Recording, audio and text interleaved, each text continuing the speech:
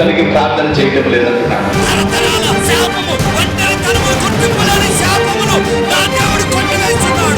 మన దేవుడు ఆశీర్వాదమిచ్చే దేవుడు, స్వస్థపరిచే దేవుడు, జ్ఞానమిచ్చే దేవుడు, బలమునిచ్చే దేవుడు, ఏ మేలు చేయక మానని దేవుడు. ఆయన ఎట్టివాడై ఉన్నారో మనము కూడా అట్టివారమే.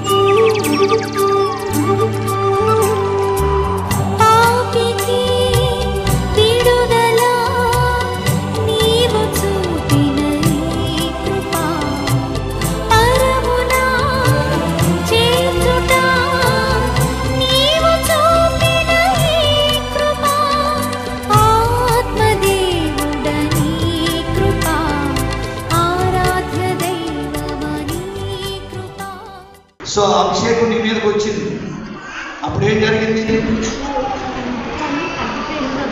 ఓకే, ఇక్కడ నొప్పి ఉండేది తగ్గిపోయింది. ఏమైంది అప్పుడు తగ్గిపోయేటప్పుడు? కరెంట్ శాఖలోకి వచ్చింది. అభిషేకం కరెంట్ శాఖలో వచ్చింది.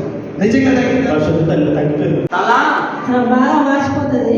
ఎన్నిసార్లైనా తగ్గలేదు. ఇప్పుడు ప్రార్థిస్తుంటే దేవుడు మొత్తం ఇట్లా అగ్నిలాగా వచ్చి ముట్టి స్వస్థపరిచాడు.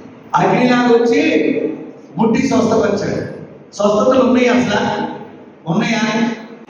నాకు కరెంట్ షాక్లే కాచి నడుపు తాకి కరెంట్ షాక్లాగా వచ్చి నేను నడుము నొప్పి తగ్గింది.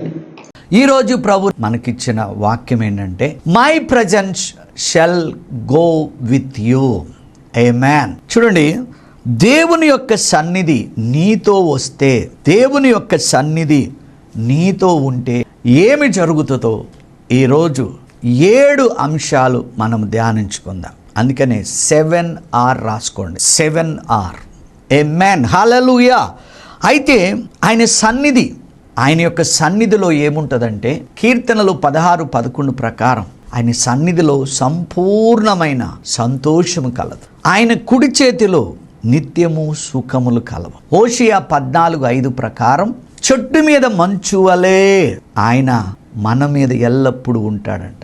అందుకే నేను ప్రార్థిస్తున్నప్పుడు, ఈ వాక్యము పలుకుతున్నప్పుడు, మీ మీదకి మంచు వలె ప్రభు సన్నిధి దిగి మీలో ఉన్న బలహీనతలన్నీ తీసివేస్తాడు. అందుకే ఈరోజు చాలామంది, మా రోగము తగ్గట్లేదు, మా వ్యాధి తగ్గట్లేదు, కిడ్నీ పాడైపోయింది, లివర్ పాడైపోయింది, అయ్యో మా బిడ్డల పెళ్ళిళ్ళు కావట్లేదు, నా గర్భం తెరవబట్టలేదు, ఇల్లు సగములు అయిపోయింది, మరి మేము దేవుణ్ణి నమ్ముకున్నాం కానీ మాకు చేతబడులు చేస్తున్నారు, చీకటి క్రియలు చేస్తున్నారు, మా బ్రతుకులు చిన్న భిన్నము అయిపోతున్నాయి అనుకున్న క్రైస్తవులకు దేవుడు ఈ 7 విషయాలు మిమ్మల్ని ధైర్యపరుస్తే దయచేసి జాగ్రత్తగా వినండి.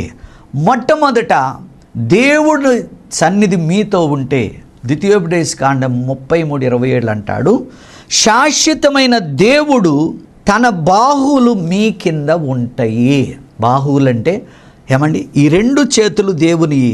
ఆ చేతుల మీద మనం ఉంటే మనం ఎందుకు భయపడాలండి? ఈరోజు క్రైస్తవుడికి భయము, దిగులు, చింత, టెన్షను, నాకు ఈ దేవుడు వద్దు, ఎందుకు నమ్ముకున్నాను అనుకున్న వాళ్ళు ఏమవుతారో నాకు తెలియదు. కానీ ఒక్కటి మాత్రం నిజం, ఆయన మాత్రం మనల్ని విడిచిపెట్టడండి. ఏమండి? ఆకాశమైన సింహాసనం, భూమి అయిన పాదపీఠం. ఆయన మనతో ఉన్నాడు, మనలో ఉన్నగా మీరు భయపడితే దేవుడు కార్యాలు చెయ్యడు. యెషయా గ్రంథం 9:2 ప్రకారము ఏమండి? లోకములో గొప్ప వెలుగు ఉన్నది, ఆ వెలుగు ఆ లోకములో ఉన్న గొప్ప చీకటిలో నడుస్తున్నది. దేశమంతా చీకటిలో ఉన్నది కానీ ఆ వెలుగు మాత్రం ఆ దేశములో నడుచుచూ ఉన్నదంట.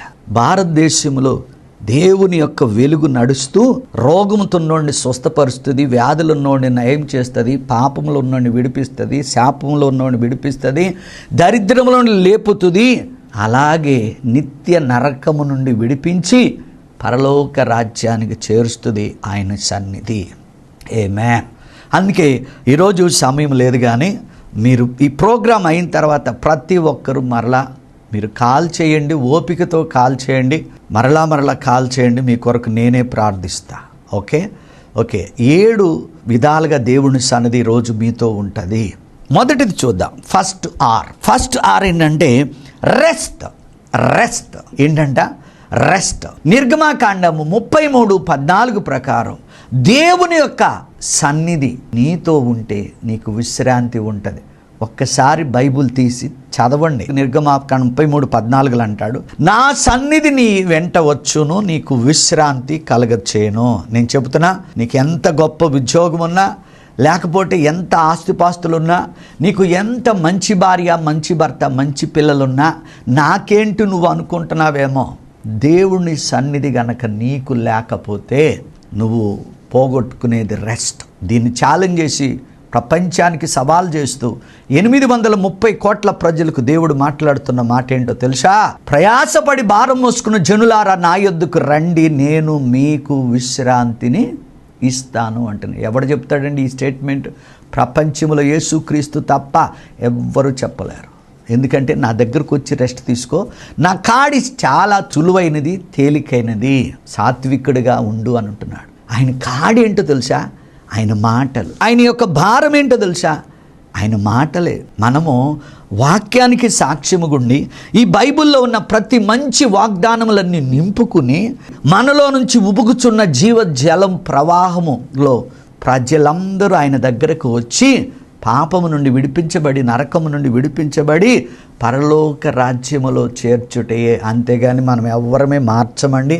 చావనన్న చస్తాడు కానీ వాడెవ్వడు మారడు, ఆయన ఆకర్షించుకుంటే తప్ప. దేవునికి మహిమ కలుగునుగాక. హెబ్రీ 4:8 ప్రకారం దేవుని ప్రజలకు విశ్రాంతి నిలిచి ఉన్నది. రోగాలు నిలిచిలేవు. రోగాలను తరిమి కొట్టండి, రోగాలను మీ నోటితో ఎదిరించండి, బాధలను మీ నోటితో ఎదిరించండి. దీన్ని ఏమి చెప్పాడంటే, అపవాదిని ఎదురించుడి, అది మీ యొద్ద నుండి పారిపోనన్నాడు. నిజ స్నేహితుడిగా బ్రతికాడు అబ్రహాము. మంచి వృద్ధాప్యం వరకు వెండి బంగారములతో 321 మంది పనివారితో పితరుల వద్దకు చేరాడు. మరి నువ్వు ఏమన్నా గజిటెడ్ ఆఫీసర్గా ఉన్నావు, ఒక ఇల్లు కూడా నువ్వు సంపాదించుకోవాలి, ఏ ఒక్కడికి కూడా నువ్వు సహాయం కూడా చేయలే. ఇప్పుడు మాత్రం దేవుని సేవ చేస్తానని బయలుదేరావు. కానీ సేవ చేస్తే యవ్వన కాలంలో చెయ్యి, కానీ అన్నీ తీరిపోయినాక నువ్వు ఖాళీగా ఉన్నప్పుడు దేవుడు వాడుకోడు. ఒక టీచరు భార్య కూడా మంచి గజిటెడ్ ఆఫీసరే. వాళ్ళిద్దరూ బతికినంతకాలం ఆయన సేవ చేయనీలా, రాసి రంపాన పట్టింది ఆయన. కానీ అతను మంచి దైవజనుడు. 65 సంవత్సరాలకి రిటైర్డ్ అయిన తర్వాత సేవకు వస్తే దర్శనంలో యేసు ప్రభు వెనక్కి తిరిగి వెళ్ళిపోతున్నాడు. నా భార్య అంది, అయ్యా నువ్వు యవ్వన కాలంలో సేవ చేయి, నేను కుటుంబాన్ని చూసుకుంటానన్నప్పుడు చక్కటి 1 లక్ష రూపాయల జీతం ఉన్న సాఫ్ట్వేర్ కంపెనీ జాబ్ వదిలి నా ప్రభు కొరకు నేను వచ్చానన్నదానికి సిగ్గుపడను. 15 సంవత్సరాలు ఫుల్ టైం, 17 సంవత్సరాల వయసు నుంచి నా పరిచర్య. దేవునికి మహిమ కలుగునుగాక. దేవుని సన్నిధిలో నిల్చుండి ఉంటే, ప్రతి ఒక్కరు దేవుని సన్నిధి నీతో ఉంటే నీకు రెస్టే ఉంటుంది తప్ప కన్నీళ్లు ఉండవు. ఆమేన్. రెండోది చూద్దాం. రెండో ఆర్ ఏంటంటే రైచియస్నెస్. సెకండ్ ఆర్ రైచియస్నెస్, నీతి. ఇది క్రైస్తవులకి బుర్ర బద్దలు కొట్టుకుని అర్థం కాదు. ఏంటి నీతి? ఇటు చూడండి నా వంక. మన పాపమును ఆయన తీసివేసుకుని తన నీతిని మనకిచ్చాడు. అంటే the nature of God is called righteousness. అంటే తన నీతి మనకిచ్చాడు. ఆమేన్. మీకు అర్థమవుతుందండి? అంటే తన స్వభావం, తన గుణము, తన ఆలోచన, తన తలంపులు అన్నీ కూడా ఫ్రీగా మనకిచ్చాడు. ఎప్పుడైతే ఆయన నీతి, ఆయన స్వభావం మనలో ఉందో మనకేం కలుగుద్దంటే ఆయన సన్నిధి మనతో ఉన్నట్లే. నువ్వు దేవునిలాగా ఆలోచిస్తున్నావు, దేవునిలాగా మాట్లాడుతున్నావు, దేవునిలాగా. We are not gods, we are like a gods. So కనుక రెండవది, ప్రతిరోజు నేను క్రీస్తులో దేవుని నీతి అని అనొచ్చు కదా. అంటే ఆయన స్వాస్థ్యము నీవు, ఆయన సొత్తని నువ్వు అనొచ్చు కదా. అలా అన్నప్పుడు యెషయా గ్రంథం 32:16 ప్రకారం ఫలభరితమైన భూమిలో నీతి దిగుద్దట. అంటే నీలో కలుపు మొక్కలు, నువ్వు భూమి, విశ్వాసం ఒక భూమి, నేల. ఈ భూమి ఎలా ఉండాలంటే కలుపు మొక్కలు ఉండకూడదు, బలురక్క చెట్లు ఉండకూడదు, పిచ్చి మొక్కలు ఉండకూడదు, గర్వము, కోపం, అసూయ, ద్వేషము, ఇవన్నీ మొక్కలే.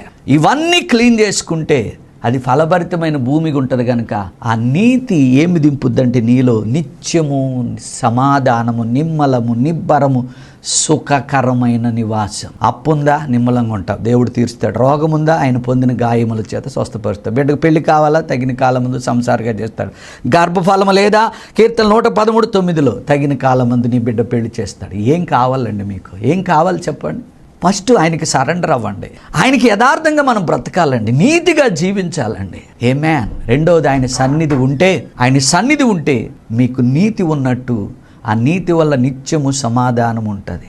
ఇస్సాకు ప్రతికూల పరిస్థితుల్లో నీతి కలిగి ఉన్నాడు, ప్రార్థన చేస్తున్నాడు, వివాహం అయ్యింది. ప్రతికూల పరిస్థితిలో గొప్ప నెమ్మదిగా ఉన్నాడు. వాళ్ళు రెచ్చగొడుతున్నారు, అవి బావులన్నీ పూర్తి చేస్తున్నారు. అరే వీడింత సమాధానంగా ఉన్నాడు అని వాళ్ళు కూడా టెన్షన్లో నుంచి వచ్చి, అయ్యా మీ దేవుడు గొప్పోడయ్యా, నువ్వు నిమ్మలంగా ఉండు, నిబ్బరంగా ఉండు, సుఖకర నివాసం పొందుకు, నీ దగ్గరికి ప్రజలు తండోపులుగా వస్తారు.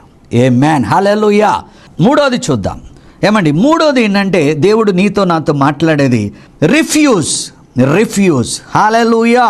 కీర్తనలు 62:1-4 వరకు చదివితే ఏమండి, ఈ ప్రపంచంలో ప్రతి ఒక్కడు ఒంటరిగా వస్తాడు, ఒంటరిగా వెళతాడు. కానీ యేసు ప్రభు నమ్ముకున్నాక, ఆయనతో నడిచినాక మీకు విషయం తెలుసా, నీవు నడుస్తున్నప్పుడు దూతలు ఉంటాయి, నువ్వు పరిచర్య చేస్తున్నప్పుడు దూతలు ఉంటాయి, నువ్వు చనిపోయినప్పుడు, ప్రభువును నిద్రించినప్పుడు దూతలు ఉంటాయి, నిన్ను కొనిపోవటానికి కూడా దూతలు వెళ్తాయి. 3:6 ఏంటంటే రిఫ్యూజ్. అంటే ఇక్కడ 62లో అక్కడ 1-4 వరకు అంటాడు, దేవా నా ప్రాణము నిన్ను నమ్ముకుని మౌనముగా ఉన్నది.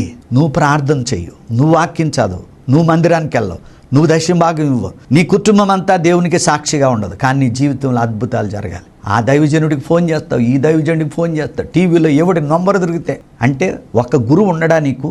ఒక సంఘము నీకు ఉండదా? ఒక తండ్రి, ఒక తల్లి అనేది ఉండదా? ఏమండి, ఏం భక్తి చేస్తున్నావు? ఏ సంఘస్థుడో మాకు తెలియక ఈ సిటీలో తల మునకలవుతున్నాం.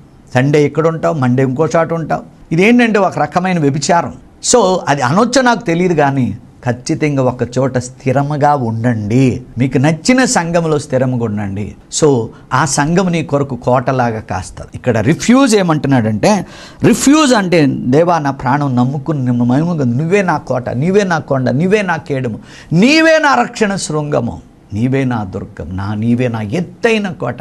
ఎప్పుడైతే నువ్వు అనుకుంటావో నీ చుట్టూ వేవేల దూతలను దేవుడు కాపుదలు గుంచుతాడు, ఆయన రెక్కలతో కప్పుతాడు. ఆయన రెక్కలతో కప్పటం అంటే ఆయన సన్నిధి, ఆయన కోటగా ఉన్నాడంటే ఆయన సన్నిధి. వినండి, ఇశ్రాయేల్ అరణ్యంలో ఉన్నప్పుడు పగలంతా మేఘస్తంభం, ఎండ తగలకుండా ఆయన సన్నిధి, రాత్రంతా అగ్నిస్తంభం, ఆయన సన్నిధి.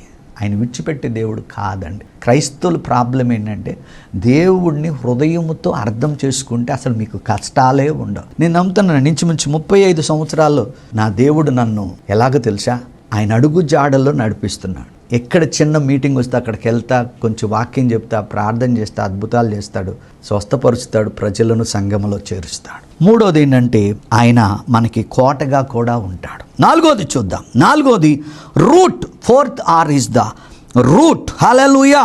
చూడండి, కీర్తనలు 32:8-9. ఉద్యోగాలు లేని వాడికి ఉద్యోగాలు రావట్లేదు, ఏం చేయాలో తెలియదు, పెళ్ళి ఎక్కడ చేయాలో, ఏ పిల్లని ఎతకాలో తెలియదు, ఇల్లు కట్టడానికి తెలియదు. ఏమండి, అలాగే 20 సంవత్సరాలు 25 సంవత్సరాలు అయింది, పిల్లలు నో గైడెన్స్. కానీ ఇక్కడ రూట్, ఇక్కడ ఏమన్నాడు 32:8-9లో, నీకు నేను ఉపదేశం చెప్తా, నీకు నేను ఆలోచన చెప్తా, నీకు నేను నడవవలసిన త్రోవలో నడిపిస్తా. ఇది ఎవరు చేస్తారండి? తండ్రి చేయలేడు, తల్లి చేయలేదు, అన్న చేయలేడు. అసలు స్నేహితుడు నమ్ముకోవద్దు. ఇంకా మనకు కావలసిన చుట్టాలను కనుక నమ్మావో, నీ దగ్గర ఏదన్నా ఉంటే కనుక నీకు ఏదో ఒక వాళ్ళకి కావలసినంతగా ఆలోచన చెప్తారు. మీకు విషయం చెప్తున్నా, మిమ్మల్ని తన ఓన్ సలహాతో ఎవడైనా ఎంకరేజ్ చేస్తున్నాడంటే మిమ్మల్ని కిందకు తొక్కుతున్నాడు అన్నాడు. ఎవడైనా నిన్ను మంచి విషయంలో గాయం చేస్తున్నాడంటే అతడే నిజమైన స్నేహితుడు. ఇది హెచ్చరిక. Okay, right. ఇక్కడ చూడవలసింది ఏంటంటే, ఏ యొక్క రూటు, అన్ని రూట్లు మూసుకుపోయినా దేవుడు మంచి ఆలోచన ఇస్తాడు. ఎన్ని దారులు గనుక మీకు మూసుకుపోయినా కానీ, ఏమండి, రూట్ అంటే గైడెన్స్. నీకు ఉపదేశం ఇచ్చి, ఆలోచన ఇచ్చి, నువ్వు చేరవలసిన గమ్యం ఖచ్చితంగా నీ జాబులో, నీ వివాహంలో, నీ గర్భఫలంలో, నువ్వు గుడి కట్టుకోవటంలో, భార్యాభర్తలు ఒకళ్ళొకళ్ళు అర్థం చేసుకోవటంలో, చక్కటి చక్కటి గైడెన్స్ ఆయన సన్నిధి. అందుకని భార్యాభర్తలు కానీ, తల్లిదండ్రులు కానీ, అత్తమామలు కానీ ఎవరైనా మాట్లాడుకుంటున్నప్పుడు దేవుని పిల్లలైతే మన మధ్యలో యేసయ్య ఉన్నాడన బుద్ధి జ్ఞానము మనకు ఉండి తీరాలి. ఆయన ఆలకిస్తూ ఉంటాడంట. ఒక్కటి గుర్తుపెట్టుకోండి, ఒక దైవజనుడుగా చెబుతున్నా, నీ నోటి నుంచి పుట్టిన కాడ మాట వచ్చిన కాడ నుంచి ఇప్పటి వరకు ఎన్ని చెడ్డ మాటలు పలికావో, వ్యర్థమైన మాటలు పలికావో, పనికిరాని మాటలు పలికావో, అలాగే మంచి మాటలు పలికావో, అన్నిటికీ నువ్వు లెక్క చెప్పాలి. మంచి మాటలకి చెడ్డ మాటలకి, మంచి మాటలు ఇన్నుండి చెడ్డ మాటలు కోటున్నాయి అనుకో, నరకం కంటే పక్కన ఇంకో దానిలో వేసి కాల్చుతాడు మన యేసయ్య. ఇది తీర్పు దినంలో జరుగుద్ది. సో సిద్ధపడు, దిద్దుబాటు చేసుకో. ఆమేన్. ఓకే, 5వది చూద్దాం. 5వది ఏంటంటే రివర్స్. యెషయా గ్రంథం 43లో 1 నుంచి 2 వరకే యేసన్న గారు కూడా పాట రాశారు. జలములలో పడినే వెళ్ళిన అవి నా మీద పారవు. ఏమన్నాడు? నేను వెళ్ళే మార్గము నా యేసుకే తెలియును. అక్కడ ఇశ్రాయేలు, యాకోబు, నా సేవకుడైన యాకోబు, సేవకుడంటే కాళ్ళు కాదు, సేవించేవాడు. యెహోషువను నా సేవకుడైన యాకోబు అన్నాడు. యేసు ప్రభువును కూడా నా సేవకుడైన నా ప్రియకుమారుడైనా అని అన్నాడు. కనుక ఎన్ని జలములు, నదులు దాటలేక, అంటే ఎన్ని కష్టాలు వచ్చినా, ఎలాంటి అగ్ని జ్వాలలు నీ మీదకి వచ్చినా, ఎంతమంది నీ మీద పడినా అవి నిన్ను కాల్చా జాలవు. ఎందుకంటే నిన్ను నిర్మించుకున్నాడు, నిన్ను ఏర్పాటు చేసుకున్నాడు. ఎందుకంటే ఆ నదులలో పడి వెళుతున్నప్పుడు, ఆ జలములో పడి వెళుతున్నప్పుడు, ఆ కష్టాల్లో పడి వెళుతున్నప్పుడు దేవుని సన్నిధి నీతోనే వస్తుంది. ఎన్నిసార్లు నేను డ్రైవింగ్ చేస్తున్నప్పుడు నిద్రపోయా, కానీ దేవదూతలే నా కారు డ్రైవింగ్ చేస్తూ ఉంటాయి. నిజం. ఆమేన్. ఇశ్రాయేలుని కాపాడువాడు కొనుకడు, నిద్రపోడు. 6th point, road blocks. Road blocks. 6th R, road blocks. యెషయా గ్రంథం 45లో 1 నుంచి 4 వరకు ప్రభు అంటున్నాడు, ఇక్కడ మీతో మాట్లాడేదే, జనుల పక్షమున, నీ పక్షమున నేను నీకు యుద్ధం చేస్తా, గెలిపిస్తా. నేను తెరిచిన తలుపులు ఎవడు కూడా మూయలేడు. నీకు విషయం తెలుసా? అంధకార స్థలములో ఉంచబడి నిధులను, రహస్యమందును మరుగైన ధనమును నేను మీకు ఇస్తా. ఏమండి, మనం భయపడుతున్నామంటే మనం బైబిల్ చదవట్లేదని అర్థం. బైబిల్ నిత్యము శాశ్వతమైనది, మరలా నెరవేరుతుంది. కనుక రోడ్ బ్లాక్స్, ఎన్ని ద్వారాలు మూసబడినా దేవుడి సన్నిధి నీతో ఉంటే ఖచ్చితంగా నువ్వు బయటకు వస్తావు, విజయం చేకూరుస్తావు. కోరేషన్ అంటున్నాడు, ఇలాగ నేను దీవిస్తాను. సంఘం ఆగిపోయిందా, మరలా నీకు మహిమ కలిగిన సంఘాన్ని ఇస్తాడు. అలాగే ఉద్యోగం పోయిందా, మరలా దేవుడు నీకు ఇస్తాడు. ఎన్ని ద్వారాలు మూసుకుపోయినా మరలా నీ సేవ పునరుద్ధరిస్తాడు. ఎప్పుడు ఆయన సన్నిధి మీతో ఉంటే. చివరిది 7వ R ఏంటంటే రిలేషన్షిప్. నేను చెప్తున్నాను కదా, పెళ్లి చేసుకున్నావు, భార్యతో కాపురం చేస్తావు, అలాగే బిడ్డలు మీతోనే ఉంటారు. అలాగే దేవుని రక్షణ పొందిన తర్వాత నీ గృహము కంటే, నీ కుటుంబం కంటే, నీ సంఘము కంటే, నువ్వు పరిగెత్తికెళ్ళి చేసే పరిచర్య కంటే నువ్వు చేయాల్సింది ఏంటో తెలుసా? దేవునితో రిలేషన్షిప్, సత్య సంబంధం ఉండాలంటే. ప్రతిరోజు ఏదైనా తోటలో ఆదామవ్వల దగ్గర ఆయన గడపాలని ఆశపడుతుంటే, ఓ టచ్ అంటే పడిపోతాను, పరిగెత్తుతావు, లేకపోతే మీటింగ్లను పరిగెత్తావు, 3 ప్రసంగాలు తీసుకుని 30 గ్రామాలు తిరుగుతావు. అసలు నీ ఇంట్లో ఎలా ఉంది పరిస్థితి? నీ ఇంట్లో ఆయన సన్నిధి ఉందా? నీ బిడ్డలు వాక్యం చదువుతున్నారా, ప్రార్థన చేస్తున్నారు? ఇవన్నీ లేకోకుండా ఓకు దంచేస్తే సరిపోద్దా?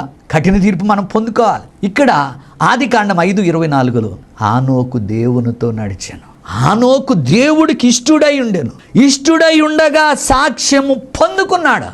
ఈరోజు సేవకుడు కానీ, సేవకురాలు కానీ, విశ్వాసికి కానీ లేనిదేంటో తెలుసా? సాక్ష్యం. ఏదో మాయ మంత్రాలు చెప్పి డబ్బులు, డబ్బే డబ్బు, ఇది కాదు. ఇది పెంట కుప్పలో పడేనట్టునే. ఆయన కుడి చేతిలో, సామెతలు 3:16లో కుడి చేతిలో దీర్ఘాయువు ఉంది, ఎడమ చేతిలో ధనగణతలు ఉన్నాయి, త్రోవలని రమ్యమైన క్షేమరి మార్గం. 7వ R ఏంటంటే దేవునితో మంచి సంబంధం కలిగి ఉంటే ఆనోకు వలె మీరు దేవుని వద్దకి చేరతారు. ఆనోకు కుటుంబం లేదా, ఆనోకు పిల్లలు లేదా? అయ్యా నీ బిడ్డల సంగతి నేను చూసుకుంటా, పద మన ఇద్దరం వెళ్దాం, పరలోకంలో ఆనందిస్తాం. ఈరోజు ఒక యవనస్తుడు, ఆ యవనురాలా, చిన్న బిడ్డలారా, తల్లిదండ్రులారా, మీరు ఎంత భక్తి చేస్తే కాదు, దేవునితో మంచి సంబంధం. సండే మిస్ కాకండి. మండే నుంచి సాటర్డే వరకు వాక్యము, ప్రార్థన, స్తుతి వీటితో గడపండి. అన్నీ మీ పాదాల దగ్గరికి వస్తాయి. ఆఖరికి ఎబ్రి 13:5-6 ప్రభు అన్నాడు, నిన్ను మాత్రము నేను ఎన్నడూ విడవనన్నాడు. ప్రభు వెళ్ళేటప్పుడు కూడా కొత్త నిబంధన ప్రకారం మత్తయి సువార్తలో 28:18-20 వరకు అంటున్నాడు, ఇదిగో పరలోకం మీద భూమి మీద సర్వాధికారం కలిగి ఉన్నది, సదాకాలము యుగాంతం వరకు నేను మీతో ఉన్నాను అంటున్నాడు. పాత నిబంధన ప్రకారం ఆయన బయట ఉండి వారికి అవసరమైనప్పుడు ఆయన సన్నిధి ఉండేది. బట్ కొత్త నిబంధన ప్రకారం ఆయన వెళ్ళి ఆయన సన్నిధి మనలోనే మన పైన ఉంటే, ఎబ్రీ 11:39 మరి శ్రేష్టమైన వాగ్దానం, ఆయన సన్నిధి పరిశుద్ధాత్ముడే మన సంఘానికి, మన కుటుంబాలకి, మన గృహాలకి, మన భవిష్యత్తు అంతటికి గ్యారంటీగా ఉన్నది.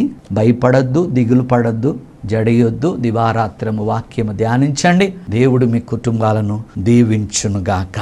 ఆమేన్. హల్లెలూయా. గడిచిన కాలములో, గడిచిన వారములో మన యేసయ్య చేసిన అద్భుతాలు తెలుసుకునే మన యేసయ్యను మహింపరుద్దాం. మరి పాస్టర్ గారి పేరు రాబర్ట్ అండి, కందుకూరులో ఉంటాడు. వాళ్ళ వదిన గారికి 4th స్టేజ్ క్యాన్సర్. ఆమె తిరుపతిలో ఉన్నప్పుడు ఆమెను చూడటానికి వెళ్తుండగా నాకు కాల్ చేశాడు ఫోన్లో. కానీ మరి ఫోన్లో ప్రార్థించి చెప్పా, కంప్లీట్గా నార్మల్ రిపోర్ట్ వస్తుందని. అద్భుతం ఏంటంటే కేవలం దేవుని మహిమ కొరకు చెబుతున్నా, ఆమె కంప్లీట్గా టెస్ట్లకు వెళ్ళినప్పుడు ఆమె పేరు రాజీనో ఉన్నది. కంప్లీట్గా 4th stage cancer, breast cancer, normal. దేవునికి మహిమ కలుగునుగాక. మా యొక్క సంఘములో అన్వేషణ యవనస్తుడు ఉన్నాడు. మరి అతనికి కిడ్నీ దగ్గర, కిడ్నీకిను ఆ పైపులోనంట రాళ్ళు, అవి పైపులో ఉండటం వల్ల యూరిన్లో కూడా పడవు. వాళ్ళ మేనమామ డాక్టర్ అయితే, ఒరే నీకు పిచ్చా షాదా, దేవుడిని నమ్ముకున్నావు, అది ఎట్లా అవుతుందంటే, నాకు 3 రోజుల టైమే, మా పాస్టర్ గారు ప్రార్థన చేస్తారు, దేవుడు కార్యం చేస్తాడు. కానీ అద్భుతం ఏంటంటే, ఎప్పుడైతే 3 days ప్రార్థించామో అసలు ఆ రాళ్లే కనపడలేదండి. ఊపిరాడని నొప్పి ఆ స్టోన్స్ అన్ని తీసాడు. మరి చక్కగా స్వస్థపడ్డాడు. నేనన్నా, నువ్వు ఎవరి దగ్గర బాప్తీసం తీసుకోవాలని అంటే ఆయన అన్నాడు, నాకు దేవుడు చూపిస్తే అక్కడే తీసుకుంటానని. 3 days ఫాస్టింగ్ ఉన్నప్పుడు ఆ పిల్లోడికి దీనిని చూపించాడు, బాప్తీసం ఇచ్చాం. దేవునికి మహిమ కలుగునుగాక. యూకేలో ఈ టీవీ పరిచర్య ప్రారంభించడానికి సంతోష్ అనే వ్యక్తి కారణము, తన భార్య భయంకరమైన నడువు నొప్పి, ఏమవుతుందో మంచంలోంచి లేగట్లా. వాళ్ళమ్మ వాళ్ళ దేవతలను కొలుస్తుంది. అయితే వాళ్ళ రక్షణ కొరకు ఈమె ప్రార్థన చేస్తుంది. ఇక్కడున్న ఈ శక్తి వెళ్ళి యూకేలో ఉన్న వాళ్ళ బిడ్డ మీద పడి ఆమె లేవనీట్లా. భర్త చేయేస్తే చేయదీరా అంటుందంట. కానీ అద్భుతం ఏంటంటే, ఇక్కడ నుంచి ప్రార్థన చేశాం. ఆ ప్రార్థన చేసినాక తనలో ఉన్న నొప్పి, ఆ చీకటి వెళ్ళిపోయింది. చాలా భయంకరమైన శక్తి. మరి ఆంధ్రాలో 7 శక్తులు ఉన్నాయంటే ఇది కూడా ఒక శక్తి అంట. అయితే మరి ఆమె బాప్తీసం తీసుకోవాలి. ఆమె ఇండియాకు వచ్చింది. అన్న, ఈ యొక్క మందిరము, ఈ యొక్క బాప్తీసము తొట్టి నాకు యూకేలోనే చూపించాడు. నేను దేవుని మహిమ కొరకు చెప్తున్నా, బైబిల్లో ఏ వచనమైతే ఉందో ఆ వచనాలన్నీ నెరవేరుతాయి. మరి అలాగే ఆ సంతోష్కి జరిగిన అద్భుతం ఏంటంటే, ఉన్నట్టుండి ఒక 2 days భయంకరంగా సిక్ అయిపోయాడు, లేవలేని పరిస్థితి. అయితే మరి రాత్రి నేను అక్కడికి వ్యక్తిగతంగా వెళ్ళి ప్రార్థన చేసి వచ్చానంట. ఇది నాకు తెలియదు. పొద్దున్నే సంతోష్ ఫోన్ చేసి బోడప్పలో ఉంటాడు, అయ్యా నేను లెగలేని పరిస్థితిలో ఉంటే మీరు వచ్చి ప్రార్థన చేశారా, ఇప్పుడు నాకు బాగుందని. ఎందుకంటే ఫిలిప్పు ఆత్మలో కొనిపోయి నపుంసకుడికి ఎలాగూ బాప్తీసం ఇచ్చాడో, సేవకుడి ఇంటిలో ఉన్న తన ఆత్మ ఇంటింటికెళ్ళి వారి కొరకు ప్రార్థన చేసి తిరిగి వస్తుంది అనేది సత్యము. దేవునికి మహిమ కలుగునుగాక. అలాగే రత్న, ఏమే దొడ్డి పట్ల, మరి ఆమెకి డెలివరీ టైంలో 10 రోజులు డెలివరీ కష్టమైపోయిందండి. డాక్టర్లు అన్నారు, అసలు ఇద్దరు బతుకుతారో లేదో తెలియదు, లేకపోతే ఒక్కరే బతుకుతారు. మరి అక్కడ చిట్టి మేరీ అని ఆమె నాకు కాల్ చేసి, అన్న ఏం కొరకు ప్రార్థన చేయమన్నప్పుడు నేను ఫోన్లో ప్రార్థించి నాకు దేవుడు చేసిన కార్యం ఏంటంటే, తల్లి బిడ్డ క్షేమముగా ఉన్నారు, కుమారుడు పుట్టాడు. వారు 6 నెలల తర్వాత మరి సంఘానికి వచ్చి, హైదరాబాద్ వచ్చి వారు సాక్ష్యం చెప్పారు. ఇలా చెప్పుకుంటూ పోతే ఒక ఫ్యామిలీలో మాధవి, మా సంఘస్థురాలు, ఎంత పేదరికం అనుభవించిందంటే అంత పేదరికం అనుభవించింది, కష్టాలు అనుభవించింది. కానీ ఎప్పుడైతే సంఘానికి అడుగుపెట్టి క్రమముగా వచ్చిందో ఆ కుటుంబంలో ఉన్న దరిద్రము దేవుడు తీసివేశాడు. మొదటి అద్భుతం ఏంటంటే, తన కుమారుడికి చక్కటి సెంట్రల్ పోలీస్ జాబు. రెండో అద్భుతం ఏంటంటే, తన కుమార్తెకు చక్కగా సాఫ్ట్వేర్ జాబ్. మూడో అద్భుతం ఏంటంటే, అన్నయ్య నాకు ఒక సొంత ఇల్లు కావాలని అన్నప్పుడు ఏదో 2 రూములు వేసుకుంటానంది. కానీ అద్భుతంగా డబుల్ స్టోర్ బిల్డింగ్ కట్టుకుంది. కుమారుడు యొక్క పెళ్లి జరిగింది. నేను చెప్తున్నాను కదా, హైదరాబాద్ పట్టణంలో కానీ ఆంధ్రప్రదేశ్లో ఎక్కడున్నా మీరు ఒక్కసారి మన మందిరానికి రండి. దేవుడు మీ దుఃఖ దినములు సమాప్తమవుతుంది. ఎందుకంటే అన్యుడినై నన్ను 17 సంవత్సరాలకు దేవుడు పిలిచి, చనిపోయే వ్యక్తిని పిలిచి, ఇంచుమించు 6-7 రాష్ట్రాల్లో దేవుడు నన్ను వాడుకొని వేవేల ప్రజలను స్వస్థపరుస్తూ, చీకటి నుంచి విడుదలనిస్తూ అనేక ప్రజలను ఆయన రాజ్య నివాసులుగా చేస్తున్నాడు. బోడుప్పల ప్రాంతం కానీ, హైదరాబాద్ ప్రాంతంలో కానీ ఎక్కడున్నా మీరు ఒక్కసారి మందిరానికి రండి. మీ యొక్క బాధల నుంచి విడుదల పొంది మరలా మీ సంఘాలకు వెళ్ళండి. ఇట్టి మహిమగల కార్యముకై మన దేవునికి మహిమ కలుగునుగాక. Touch lord. వేరుతో సహా యేసు నామములో బయటికి పోవునుగా. ఆమేన్. నీ పరిశుద్ధ అగ్ని చేతనైనా ఈ చీకటి ఈ దినమే కాలి బూడిదవునుగాక యేసు నామములో. 3 days అసలు బాగా బాడీ పెయిన్స్, నిద్ర అసలు ఇక పడుకుంటే బాగుంటుంది. ఏదైనా పని చేయాలంటే లేచి భారంగా లేచి చేసుకోవాల్సింది తప్ప ఇక తప్పదు అనుకుని చేసుకున్నాను. ఇక లాస్ట్ ఫ్రైడే రోజు పాస్టర్ తోటి అసలు చేయించుకున్నాను. కానీ నెక్స్ట్ డే నుంచి అసలు ఇంకా పడుకోవడం అంటలేదు, అలసట లేదు, బాడీ పెయిన్స్ లేదు. ఇంకొక సాక్ష్యం ఏంటంటే, నాది ఈ మధ్య 1 month నుంచి డబుల్ బెడ్రూమ్లో గురించి కాల్స్ వస్తున్నాయి. కాకపోతే నాకు 4 years బ్యాక్ నాది ఫోన్ పోయింది. పోతే మన 2-3 చోట్ల కనుక్కున్న వాళ్ళు ఫోన్ నెంబర్ పోతే వరకు అక్కడికి వెళ్ళి ఇక్కడికి వెళ్ళి అని చెప్తున్నా కానీ ఒక్కరు కరెక్ట్గా జవాబు చెప్పలేదు. తండ్రి నాయనా ఇది డబుల్ బెడ్రూమ్ నుంచి అప్లై చేశాను కానీ ఇంకా నీ చిత్తం అయితేనే రానివి, లేదంటే లేదు అనుకున్నాను. ఇంకా మన ఫ్రైడే రోజు ఫాస్టింగ్ ప్రేయర్ ఉండి ప్రేయర్ చేసుకొని మున్సిపల్ ఆఫీస్కి వెళ్ళాను. వెళ్తే అక్కడ గవర్నమెంట్ స్కూల్కి వెళ్దామన్నారు. నాకు ఇక సార్ లిస్టులోనే నా నేమ్ వచ్చింది. కాకపోతే అక్కడ ఫోన్ నెంబర్ చేసిన వాళ్ళది కలవకపోతే క్యాన్సల్ చేసేస్తున్నారు. ఇంకా మళ్ళీ వాళ్ళకి ట్రై కూడా ఏం చేయట్లేదని. కాబట్టి ఆ సార్ లిస్టులోనే నా నేమ్ వచ్చినందుకు దేవుడికి వందనాలు. ప్రార్థన చేద్దాం. మహాపరిశుద్ధుడా, జీవం కలిగిన తండ్రి, నాయనా నీ సన్నిధి ఏ విధముగా ఉంటుందో, ఏవే చేస్తుందో మేము నేర్చుకున్నాం. ఇప్పుడే నీ సన్నిధి ఈ టీవీ ముందు కూర్చున్న ప్రతి బిడ్డ మీద మంచు వలె, అగ్ని వలె కుమ్మరించబడునుగాక. నీ దాసుడుగా బిడ్డల కొరకు ప్రార్థిస్తున్నా. తల నుండి అరికాల వరకు ప్రతి అవయము తిరిగి బ్రతుకునుగాక. గుండె, లంగ్స్, కిడ్నీ, నరాలు, ఎముకలు, కండరాలు, మూలుగులు, ప్రతి ఒక్క అవయం పరిశుద్ధాత్ముడా నువ్వు పొందిన గాయముల చేత నీవు కార్చిన రక్తము ద్వారా బిడ్డలకు సంపూర్ణమైన ఆరోగ్యమే కలుగునుగాక. వివాహాలు జరిగించండి. వయసు అయిపోతుంది, కుమిలిపోతున్న బిడ్డలను సకాలంలో మంచి బిడ్డలను దయచేయండి. ఉద్యోగాలు అనుగ్రహించి గృహాలు కట్టండి. సంఘ కాపరులను బలపరచండి. అంచె దినాల్లో ప్రభా నాయన సిన్సియర్గా చేస్తున్న ప్రతి దైవజనుడి యొక్క పంట కోసే సమయం వచ్చునుగాక. ప్రభా తండ్రి, స్వస్థత, సమాధానం, విడుదల యేసు నామములో నాయన కలుగునుగాక. ఈ ప్రోగ్రాంకి సహకరిస్తున్న ప్రతి బిడ్డను 100 దీవించమని నజరేయుడైన యేసు నామములో ప్రార్థిస్తున్నాం తండ్రి. ఆమేన్. మా చిరునామా Kepha Joseph Matta, miracle home, house number 2-108/35, road number 3, Siddhi Vinayaka, Chittari Nagar, Boduppal, 5,92,000, Hyderabad, Telangana. Back side Shankaraiah function hall. మా ఫోన్ నెంబర్ 9848195752.